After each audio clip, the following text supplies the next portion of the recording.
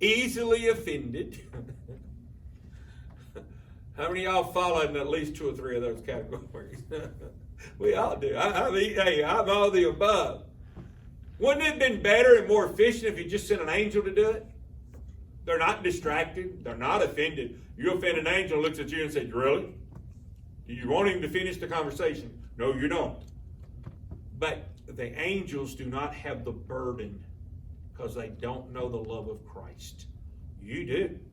That's the reason why he said that we may know in Ephesians the depth, the height, the length, and the breadth of the love of God. You understand that. You understand the need. An angel doesn't. They see people in hell, but they see like God sees. So, we see people in hell and it's our loved ones. So it breaks our heart. We want to do something about it. So God chose to use vessels. Our volunteer, our giving allows him to lump it together. More than one church. We don't sponsor one missionary by ourselves. Last time I talked to Brother Bluetooth has gone through a lot in 2008 financially, and a lot of churches dropped missions completely in 2008, 2009. A lot of them cut way back. You know, that was back in the prosperous Obama years that everybody wants to go back to and vote for Joe Biden. The prosperous years in this country when missionaries, basically, I'm telling you right now, it was taking them 3 to 4 years to get enough deputation support to go to the field. Can you imagine living out of a suitcase for 4 years? Yeah. It's a miserable life. It's got to be. But I talked to him. He said, you know what? He said, at one time, he said he had just 25 churches sponsoring. He got excited. He got back up to 40. Some of our missionaries have as many as 70, 80, 90 churches. Some give them 25, some give them 50. We try to give ours 115 to 140. We try to keep somewhere in that realm with ours. Why? It's big enough to actually help them out. We want to help them get there. We want to take our money with all these other churches that are supporting the same missionary and get them on the field. Several thoughts in the text I want you to see. The first thing that I want you to see, the question that Jesus asked. Notice in verse number 5. When Jesus then lifted up his eyes and saw a great multitude come unto him, he saith unto Philip, whence shall we buy bread that these may eat? This is a great question. Let me ask you a question real quick while we're here. Checkbook. Give me a checkbook. Checkbook. You want to reach the world for Christ? We open our billfold, our checkbook, and we go down and we think, boy, with this lump sum that I've got left over in this checkbook, they ain't getting a taxi cab ride to Pines Road.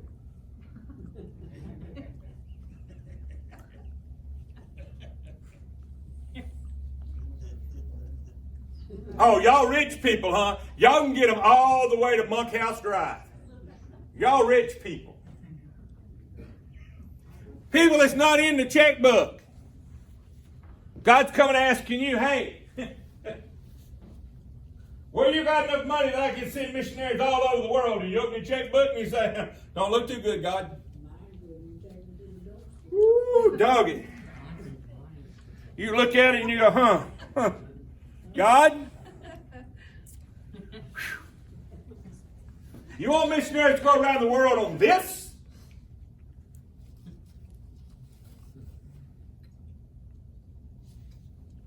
How many of y'all look at your checkbook and want to cry sometimes?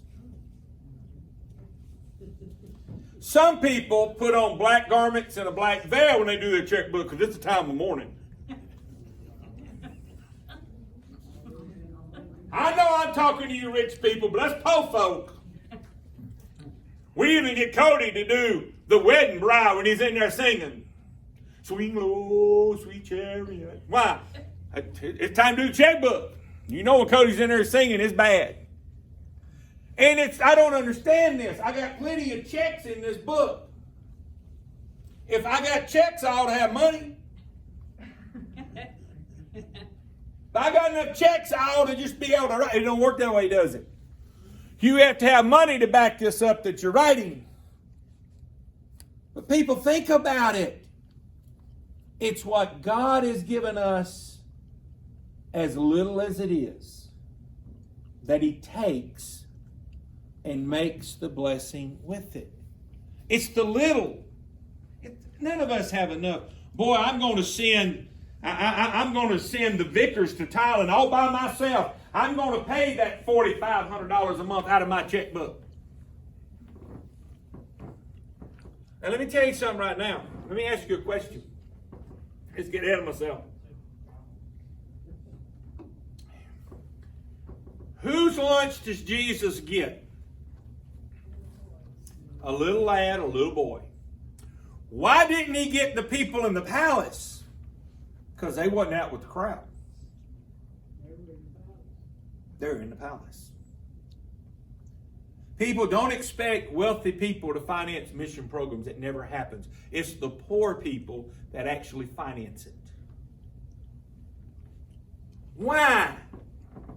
Because God's laid it on our heart to do it. See, they live by sight because there's no bottom in their checkbook. I look at mine and there's no depth to it. There's a contrast. Mine has a concrete bottom at the top. Theirs has no bottom at the bottom. So we got to do what God's given us with limited means. So it requires God must bless it. That's what I want you to see. This question was to get Philip thinking, well, how can we feed these people? How can we evangelize the world with just 30 people in Greenwood Hills Baptist Church this morning? How can we do it? How can we evangelize the world of 7 billion people with 30? Question you ought to think about. God, how can we finance world evangelism when there's a handful here? People, that's all he had in that little boy's lunch was a handful. He didn't have a lot.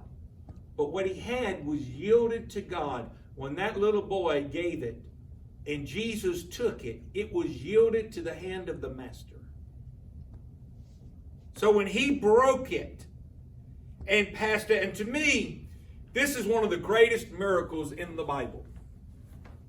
I understand people say, no, raising the dead. I'm not arguing none of those cases. I just want to tell you why I think this is the greatest. Because in all those other ones, Jesus Christ was front and center.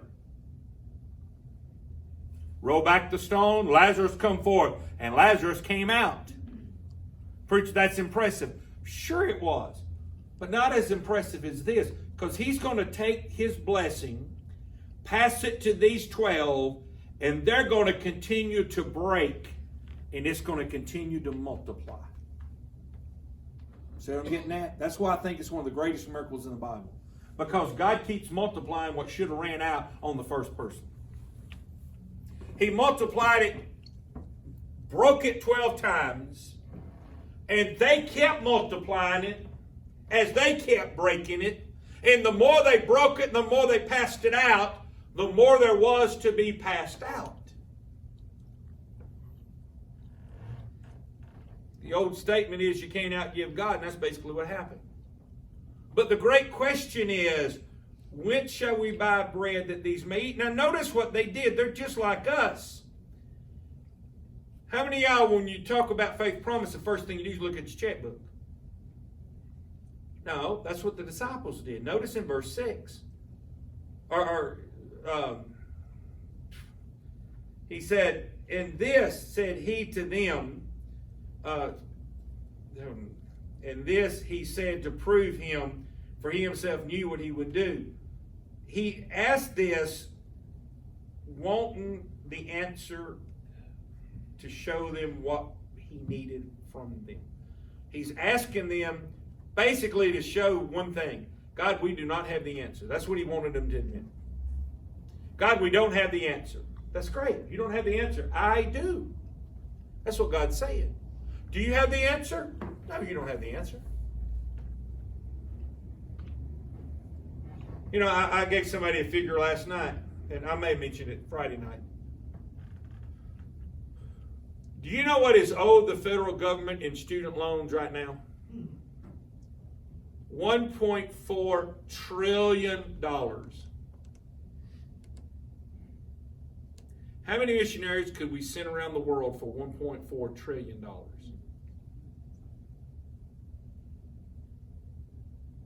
You know, you stop and you think, well, preacher, I think that number's exaggerated. Let me just ask you a question, how fast it grows.